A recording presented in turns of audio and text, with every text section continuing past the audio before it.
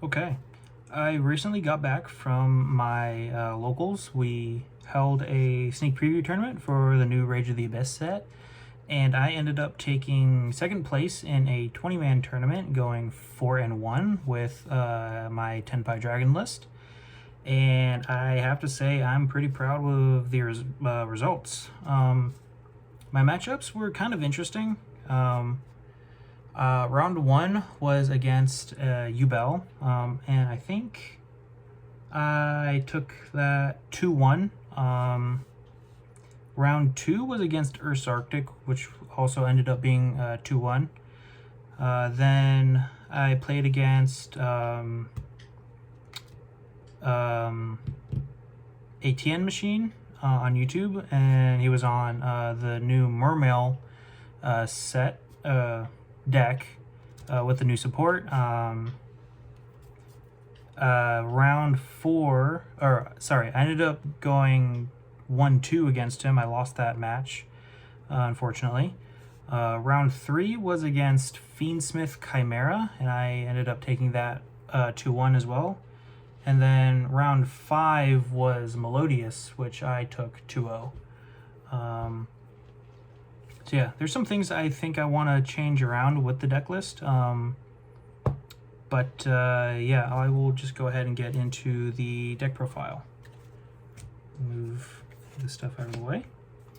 So for the main deck engine, I played 3 Pydra. It gets you into your field spell, quick play spell.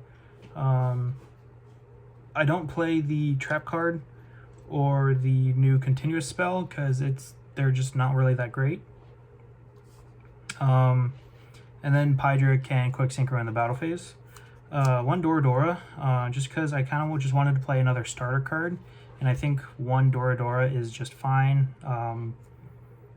There was a game where I had Field Spell and my 1 of Fadra in hand, and I was thinking, well, if I'm forced to use the Field Spell, I just die to Ash, and then I top deck the Doradora, and I was like, oh, I'm fine. So yeah, this little guy pretty much won me a game. Our extenders, 3 Chundra. Being able to summon a dragon from the deck during the damage step is absolutely busted. Your opponent needs to preemptively imperm this, or I guess Valor it while you're still in the main phase. If you don't have the field spell up, they can't Ash it, obviously, because it's in the damage step. And then use the tuner, quick play, synchro during the battle phase. More extenders, 2 Genroku. This card is just nuts. If you open it by itself, you can do Tribute, summon Pydra to get into just more resources, or Tribute to summon Chundra from the deck to just go into the battle phase. Or if you open Genroku and Chundra, you go normal Genroku, summon Chundra from deck, and then just go on from there. It's just a really good card to have. Then the 1 Fadra, I think you only need to play 1. Playing 2, you just brick with it more often, and you don't really open any other cards. You just have to hope you open Fadra and Kaiman or the field spell. Speaking of spells, played 3 Sangan Kaiman. It's a mandatory 3 of just because of what little engine cards we have.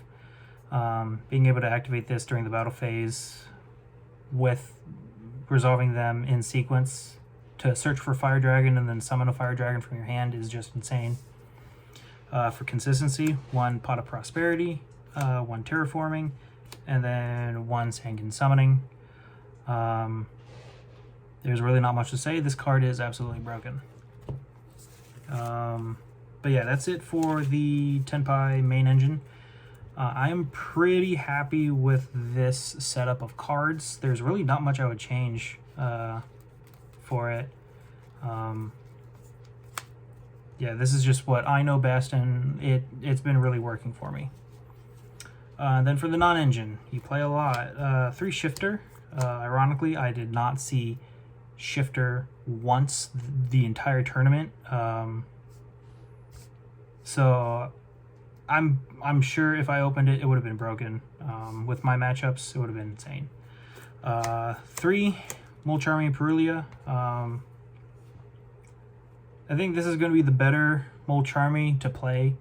I really don't think Fualos, I think, is the TCG name. I don't think that card is going to be as good as people are thinking, but obviously it's still a good card. But it being a 3-of in Tenpai, I'm not sure. I could definitely see a 2-2 line or 3-1. I just think Perulia is just better. I played 3 Ash and 3 Imperm. There's really not much changed about the hand trap ratios, but there is some changes. For the not 3-ofs, I played 2 Ghost Mourner. This card I think is just really good. It's kind of just another Imperm. When your opponent special summons a monster, I think it's just good. It can help in time. It's an Imperm. Yeah, that's it. I just like this card. I played a big Bestial package. 1 Magnemite, 2 Jurisworm, and 2 Baldrake. I think this is fine. I'm more playing this just for like extra bodies on the board, which comes up a lot. But them just having the extra effects just makes the deck better. Magnemite searches a dragon in the end phase, so you Magnemite during the end phase, you search for Genroku. Genroku can summon itself from the hand, and you can summon Pydra from the deck with it, or you can summon Fadra, and then Fadra Reborn the Genroku, so you can go draw phase, summon Pydra. It's just really good. 2 Jurisworm, just because Jurisworm is insane. It's a really good card. And then Baldrake, just for extra bestial names. I played a couple 1-ofs, 1 Nibiru the Primal Being and 1 Fantastical Dragon Phantasme.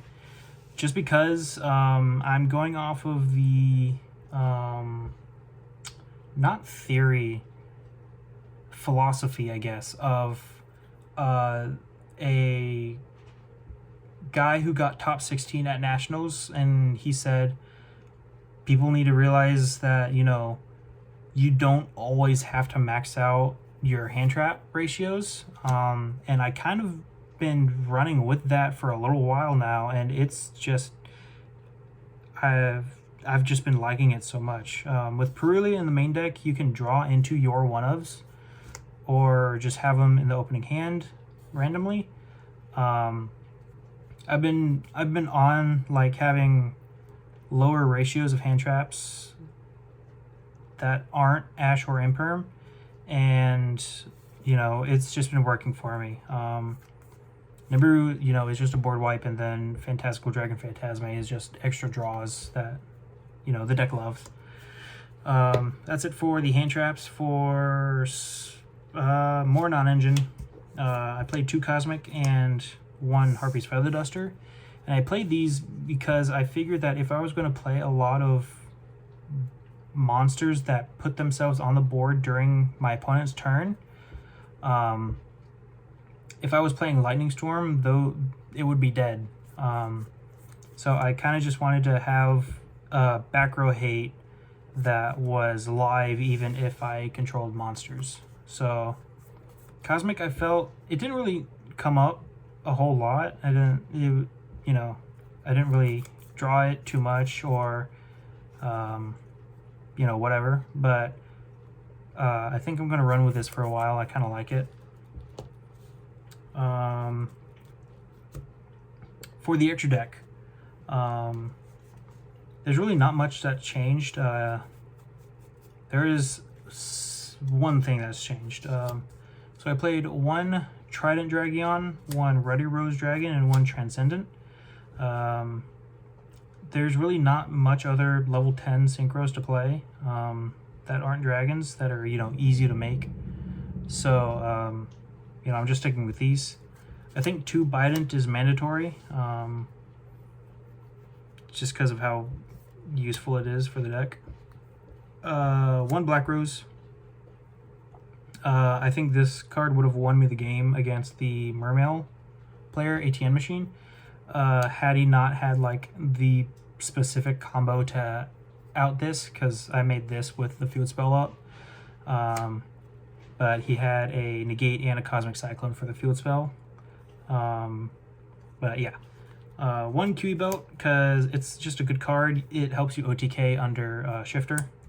Odd Eyes Meteor Burst Dragon. I realize that Yubel is still a pretty decent matchup for the deck.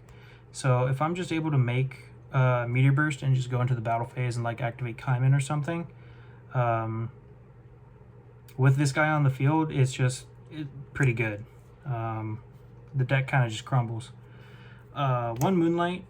You can make this as an end board piece if you know your opponent is on like Super Poly. Just because I think Garura is the only one that needs monsters with the same type and attribute, but I think you have to use different names. So if they don't play Garura, which I don't think there's a lot of people even playing Super Poly recently, but it's just good to have. It just bounces high-level monsters back to the hand. End board piece, FA Dawn Dragster for a spell chop card negate. I just like it. 1 Samurai Destroyer. This card is absolutely busted in this deck. I summoned this against the Fiendsmith Chimera player and went battle phase and attacked over. I think it was a Cornfield Quaddle or something. I attacked into it, and then I activated Kaiman and just put a bunch of bodies on board and, you know, synchro summoned up into a Trident, or not Trident, Transcendent Dragion, just to completely shut down the battle phase for them. So yeah, just being able to make this guy and just do plays without the opponent being able to activate anything is just really nice. But that's it for the synchros. For my links, I only played 4 links. I played a Promethean Princess, a Heretic Seals, 1 Hida, and 1 Doolittle Chimera. I cut SP just because I felt like if I was going to make it, the only time I was going to make it was after the battle phase, but at that point, if I do my battle phase things and my opponent lives, I'm locked into dragons, so I can't make SP. But also, if I make SP before I go into the battle phase, if I banish something off my opponent's field, that locks me from being able to attack directly the turn. So I think it was too conflicting with Tenpai, and I ended up just cutting it and just playing these 4. And I played this at the regional in Seattle a couple weeks ago, and it worked perfectly for me. I didn't top at the regional, but I just liked this ratio. I feel like was just really good. But yeah, that is my extra deck. Onto the side deck. My side deck is pretty interesting. I think I still need to make some changes to it, but for my side, I played a Quackimera Drago for light and dark matchups. This is an OTK against Yubel. If you normal summon it against Branded, they really can't do much unless they have Imperm. Yeah, it's just really good. I ended up playing 2 Santa Claus. I was going to play 2 Gamma Seal over this just because this is a light fiend that my opponent can use if they survive the turn to go into their Fiendsmith package, but then I kind of realized that 1, Gamma Seal can only summon itself in attack position. So if I just went Gamma Seal tribute something, normal summon Chundra, and attack, that forces me to summon Fadra just to keep the Chundra on board, and then attack synchro into Bident.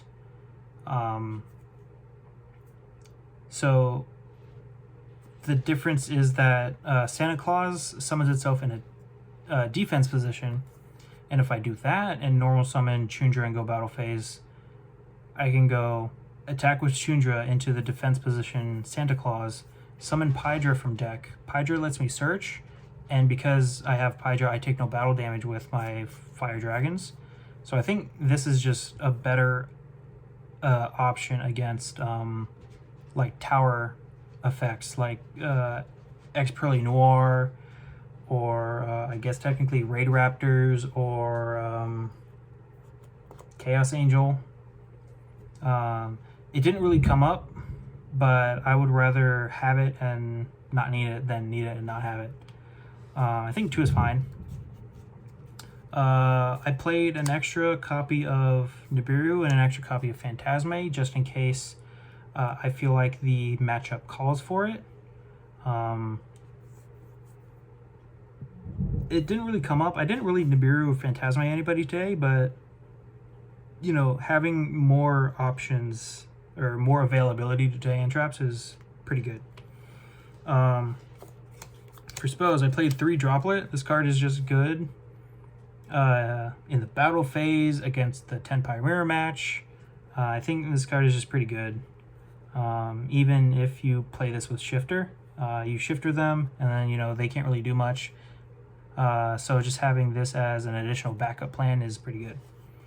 And then I was hating on this card for a little while. I didn't think it was very good, but I played 3 Heatwave, and boy, I am really starting to like this card again. There were 2 instances, one against Mermail, and then the other was Chimera Fiendsmith, where I make myself go first if I lose a game, and then I just go, okay, if I have it, you know, activate Heatwave, pass, and they can't really do anything, so on my next turn, I can just go into the battle phase and swing freely. This happened twice, and I'm really liking it. I think I'm going to just keep playing this. And then for trap cards, I played 3 Judgment just for like going first options. I think it's a decent card, but I didn't really side into it all that often. And it's a bit risky. If